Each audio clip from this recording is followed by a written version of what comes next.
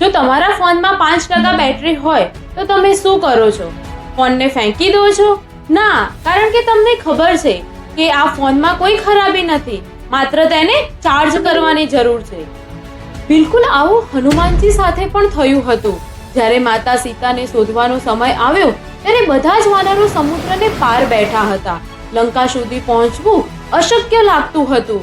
ત્યાં હનુમાનજી પણ બેઠા હતા, શક્તિશાળી હોવા છતાં પોતાના શક્તિથી અજાણ.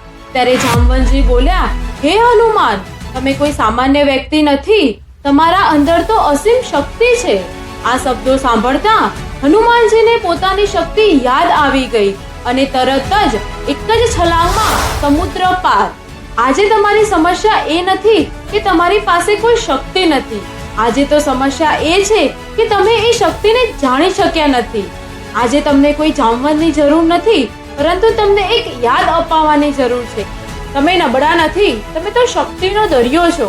તમારી અંદર રહેલા હનુમાનને જગાડો તો અશક્ય પણ શક્ય બની જશે.